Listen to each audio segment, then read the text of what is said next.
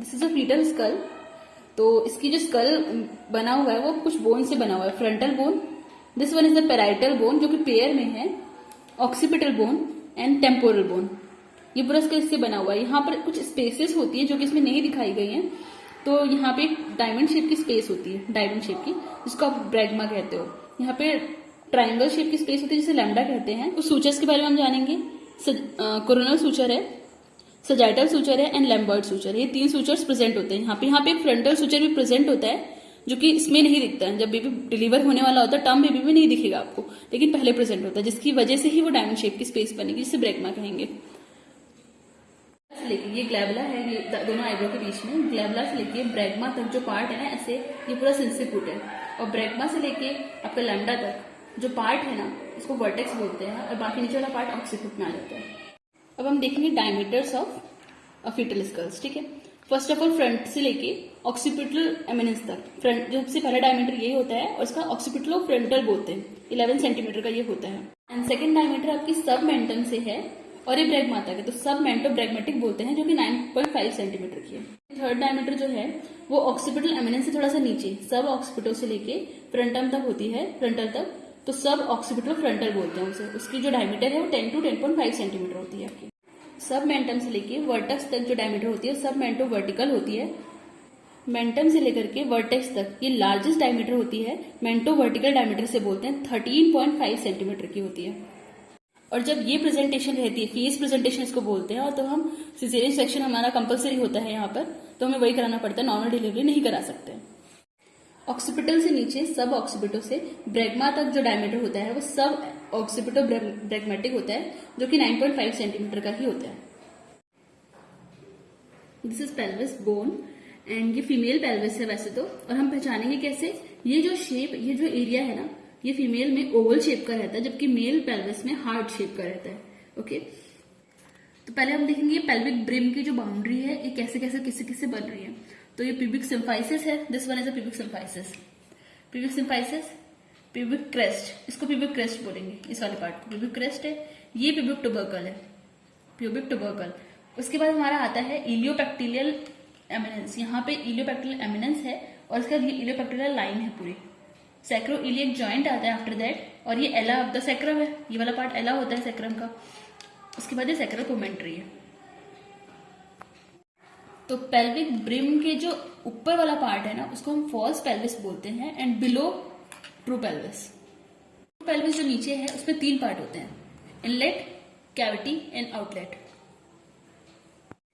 तो जो इनलेट है वो lie at the level of pelvic brim. जी ब्रिम अपन देख रहे हैं जिस जो डिस्क्राइब कर रहा है कि ऊपर फॉल्स पेल्विस है, नीचे ट्रू पेल्विस है, तो इसी लेवल पर इनलेट होता है। और S2 और S3 के लेवल पर आपका कैविटी रहता है। उसके बाद जो आउटलेट है वो 2 में डिवाइडेड है ऑलरेडी, ऑब्स्टेट्रिक एंड एनाटॉमिकल। जो ऑब्स्टेट्रिक है वो ischial spine, this one is the ischial spine, ischial spine इसके लेवल पर रहता है। इसके लेवल पर हमारा ऑब्स्टेट्रिक आउटलेट रहेगा। और ischial tuberosity is this one. तो इस्चियल ट्यूबरोसिटी ये वाले पार्ट है, पीछे से दिखा रही हूँ मैं आपको। तो इस्चियल ट्यूबरोसिटी के लेवल पर जो हमारा आउटलेट है वो एनाटॉमिकल आउटलेट है। फर्स्टली हम देखेंगे इनलेट के में कितने डायमीटर है। तो 2 टाइप के ही डायमीटर होते हैं, AP diameter and transverse diameter. AP diameter होते हैं एंड ट्रांसवर्स डायमीटर। अब सिंपली देखेंगे जो एपी डायमीटर है वो 3 टाइप के हैं सिर्फ इनलेट में। सिर्फ इनलेट में एपी डायमीटर 3 टाइप के हैं। तो हम ऐसे याद कर सकते हैं, टीसी, ओसी, डीसी। सिंपल, टीसी, ओसी, डीसी। ट्रू कॉन्जुगेट टीसी होता है, जो कि कहां से स्टार्ट हो रहा है, upper border of pubic symphysis से। तो टीसी, डीसी, ओसी, ये तीनों का एक कॉमन पॉइंट है, सैक्रल पोमेंट्री। तो जो टीसी है वो आपका स्टार्ट हो रहा है upper border of pubic symphysis, यहाँ पे। ये प्यूबिक सिम्फाइसिस का अपर बॉर्डर है, स्टार्ट होकर यहाँ तक जाएगा, यहाँ तक जाएगा ये वाला, मतलब सिंपल ये वाला, ये डायमीटर। ओसी का जो मेन पॉइंट है ये तो यही है, सैक्रल पोमेंट्री। यहाँ से स्टार्ट हुआ and mid of the pubis में गया। तो जब यहाँ पे गए 10 to 10.5 सेंटीमीटर होता है। लास्ट वन इज डीसी है। तो डीसी है जो कि डायगोनल कॉन्जुगेट है, ये डायगोनली दिख रहा है आपको, डायगोनल है। तो स्टार्ट हो रहा है सैक्रल पोमेंट्री से and lower border of pubic symphysis से, जो कि 12 सेंटीमीटर का होता है। तो ये आपके हो गए एपी डायमीटर्स। तो ट्रांसवर्स डायमीटर जो होता है वो सबसे फार्देस्ट पॉइंट इलियोपेक्टिलियल लाइन में रहेंगे, और ये जो सबसे फार्देस्ट पॉइंट रहेगा ये 13 से, ये दोनों पॉइंट, मेरी पेन थोड़ी सी बड़ी है तो इसके बीच में ये जो लाइन है, ये जो इलेक्ट्रिकल लाइन है यहाँ से यहाँ तक, तो ये 13 सेंटीमीटर होता है। सबसे लार्जेस्ट जो पॉइंट रहेंगे, फारदेस्ट पॉइंट, वो होंगे आपके ट्रांसवर्स डायमीटर। एक और डायमीटर होता है पेल्विक इनलेट में, जो कि ऑब्लिक डायमीटर होता है, जो कि सैक्रोइलियक जॉइंट से अपन डायगोनली देखेंगे, जहां पे आगे यहाँ पर सैक्रोइलियक जॉइंट से टू द अनदर इलियोपेक्टिल एमिनेंस। तो इसके बीच में डायमीटर जो है ना, इसको ऑब्लिक डायमीटर बोलते हैं। पर लेफ्ट और राइट जो हम डिसाइड करेंगे वो इसके जॉइंट के बेसिस पर डिसाइड करेंगे। अगर लेफ्ट सैक्रोइलियक जॉइंट है तो ये लेफ्ट ऑब्लिक हो जाएगा, और अगर राइट है तो राइट ऑब्लिक हो जाएगा। फीमेल्स में जो ट्रांसवर्स डायमीटर होता है वो एपी डायमीटर से ऑलवेज बड़ा रहेगा, क्योंकि ओवल शेप का होता है ना। ये S2 और S3 के लेवल पर हमारी कैविटी होती है, जिसमें सारे डायमीटर 12 सेंटीमीटर के ही होते हैं, तो इसमें और कुछ एक्स्ट्रा नहीं पढ़ना है। Now we will study about the outlet. तो आउटलेट की पहले हम बाउंड्री जान लेते हैं। मैं आपको उल्टा करके बता रही हूँ। आउटलेट अपन ऑब्स्टेट्रिक आउटलेट देख रहे हैं। तो बाउंड्री, अब ये वाला पार्ट पोस्टीरियर है, ये एंटीरियर है पहले। तो एंटीरियरली आपकी lower border of pubic symphysis है, पोस्टीरियर टिप ऑफ सैक्रम है ऑब्स्टेट्रिक आउटलेट में, टिप ऑफ सैक्रम है। लेटरली आपके इस्चियल स्पाइन है, लेटरली आपके इस्चियल स्पाइन से ऑब्स्टेट्रिक आउटलेट है। तो इसमें जो आपका एपी डायमीटर है वो कि 11 सेंटीमीटर है, और ट्रांसवर्स डायमीटर आप इन दोनों के बीच में देखोगे, इस्चियल स्पाइंस के बीच में, तो ये 10 सेंटीमीटर होना चाहिए। बट अगर ये लेस देन 8 सेंटीमीटर है तो वो कॉन्ट्रैक्टेड पेल्विस होती है। कॉन्ट्रैक्टेड, तो जो ट्रांसवर्स डायमीटर है दो इस्चियल स्पाइन के बीच में है, ये ऑब्स्टेट्रिक आउटलेट है, जिसका एपी डायमीटर आपका 11 सेंटीमीटर था, और जो ट्रांसवर्स है वो 10 सेंटीमीटर होता है। But if less than 8 centimetre है then it is contracted pelvis. और जो कॉन्ट्रैक्टेड पेल्विस होता है वो रिकरेंट इंडिकेशन है सी सेक्शन का। तो last one is anatomical outlet. इसकी बाउंड्री हम देखेंगे। एंटीरियर तो आपका यही रहेगा, border, lower border of pubic symphysis. Posteriorly क्या रहेगा, टिप ऑफ कॉकेक्स। और जो आपका ऑब्स्टेट्रिक डायमीटर था उसमें क्या था, पोस्टीरियर डायमीटर में टिप ऑफ सैक्रम। उसके बाद लेटरली आपका इस्चियल ट्यूबरोसिटी रहता है। लेटरली जो ये है ना, इस्चियल ट्यूबरोसिटी है। तो ये हो गया आपकी जो पूरी बाउंड्री है एनाटॉमिकल आउटलेट की है। एंड डायमीटर्स देखेंगे तो एपी में डायमीटर जो एपी में आएगा वो 11.5 टू 13 सेंटीमीटर है। जबकि अगर ट्रांसवर्स में आप देखोगे तो ट्रांसवर्स में इसके बीच में इस्चियल ट्यूबरोसिटी इसके बीच में देखोगे, तो ये आपका 2 इस्चियल ट्यूबरोसिटी के बीच में जो डिस्टेंस है वो 11 सेंटीमीटर होनी चाहिए। बट इफ ये 8 सेंटीमीटर से कम है तो ये कॉन्ट्रैक्टेड आउटलेट है। अब हम डिस्कस करेंगे कुछ टर्म्स जो लेबर से रिलेटेड रहेंगे। तो ये मान लो लॉन्गिट्यूडनल एक्सिस ऑफ मदर है, और this one is longitudinal axis of baby है। तो अगर बेबी इस तरह से प्रेजेंट है या फिर इस तरह से प्रेजेंट है, ये लोअर पार्ट ऑफ मदर है, ये हेड ऑफ द मदर है। तो उसका अगर बेबी इस तरह से प्रेजेंट है या इस तरह से प्रेजेंट है तो लाई ये लॉन्गिट्यूडनल ही है ये।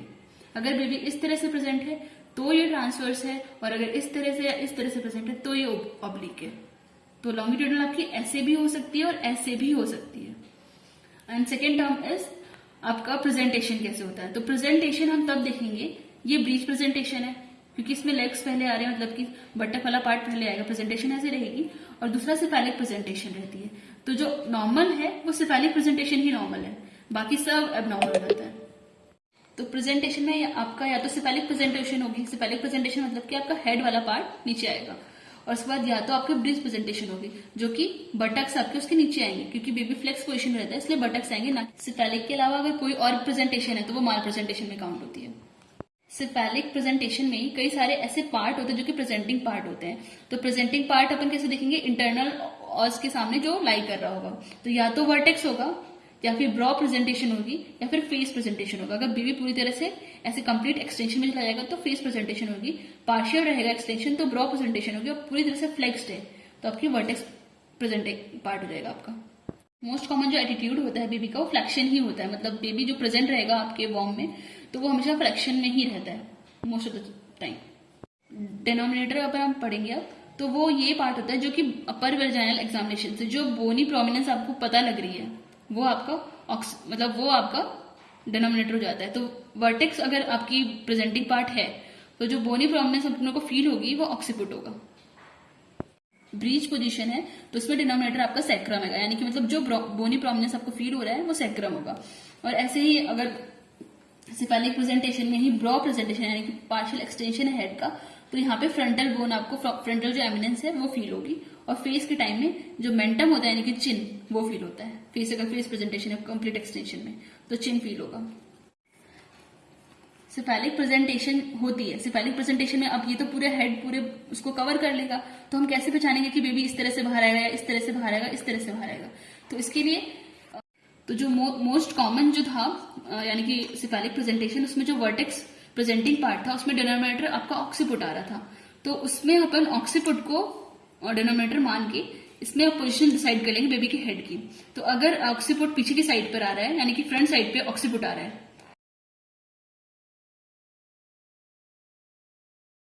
तो इस बेबी का ऑक्सीपुट ये वाला पार्ट है, तो ये पार्ट अगर फ्रंट में आ रहा है तो ये आपका ऑक्सीपुट।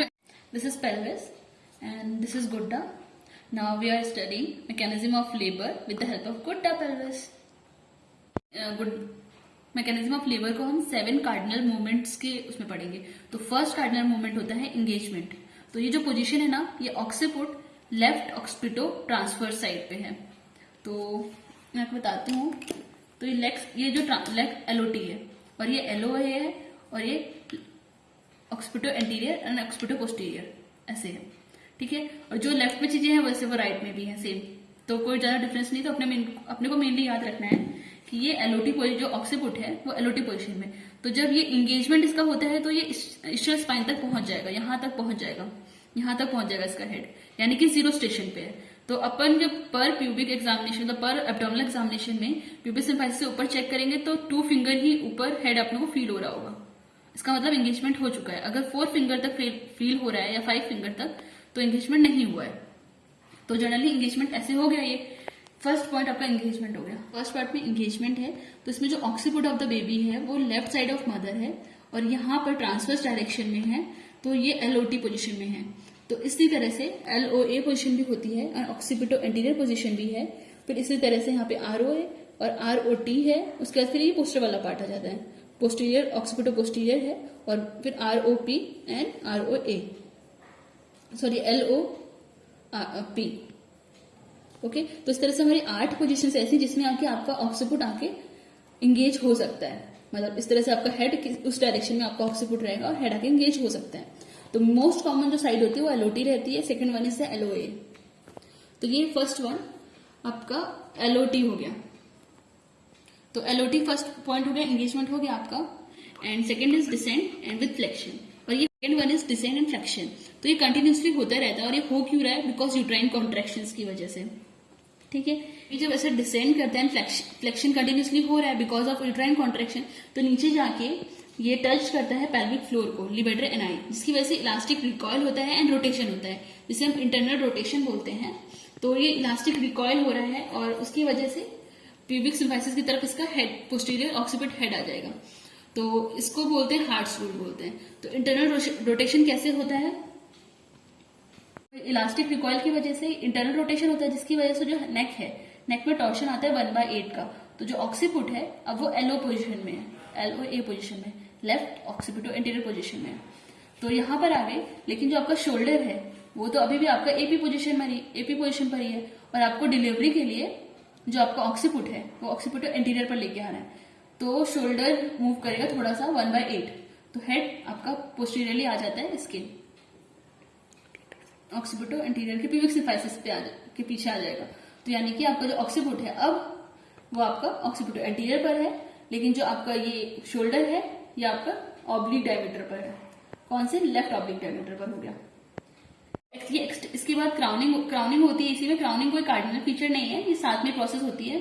तो ये ना कोई इंडिविजुअल फीचर नहीं है, कोई इंडिविजुअल कार्डिनल मूवमेंट नहीं है ये। तो इसमें होता है जो हेड ऑफ द बेबी है वो 5 सेंटीमीटर तक नीचे यहाँ पर आ जाता है, मतलब 5 सेंटीमीटर का हेड मान लेते हैं, और स्ट्रेच करते हैं पेरिनियम को परमानेंटली। तो इसके नीचे 5 सेंटीमीटर आपको पता लगेगा, परमानेंटली स्ट्रेच करेगा, यानी कि रिकॉयल की वजह से या कॉन्ट्रैक्शन की वजह से ऊपर नहीं जाएगा, परमानेंटली नीचे आ चुका है। इसके बाद हम एक्सटेंशन करेंगे, यानी कि हेड ऑफ द बेबी को, हेड को डिलीवर करेंगे। तो कैसे डिलीवर करेंगे? सबसे पहले ऑक्सीपुट, फिर वर्टेक्स, फिर ब्रॉ, फिर फेस। इसी सेम इसके बाद 6th कार्डिनल मूवमेंट होता है एक्सटर्नल रोटेशन, यानी कि ये पोस्टीरियर डायरेक्शन में होगा। इंटरनल रोटेशन आपका एंटीरियर डायरेक्शन में था, ये पोस्टीरियर डायरेक्शन में होगा। तो उसमें रेस्टिट्यूशन होता है, हेड रोटेट करता है 1/8, तो ये अपने आप ही होता है। एंड उसके बाद भी यहाँ पे 1/8 का टॉर्शन रहेगा नेक में, तो शोल्डर रोटेट करेगा बाय 1/8, तो वो मैनिफेस्ट करेगा एक्सटर्नल रोटेशन ऑफ हेड का 1/8। तो अब हेड इस पोजीशन में आ चुका है, यानी कि एलओटी से स्टार्ट हुआ था और एलओटी पर ही आ गया है, और शोल्डर आपका एपी डायरेक्शन में है। तो उसके बाद आप शोल्डर का मतलब एंटायर बॉडी का एक्सपल्शन करते हैं और ये आपका डिलीवरी हो गई। ये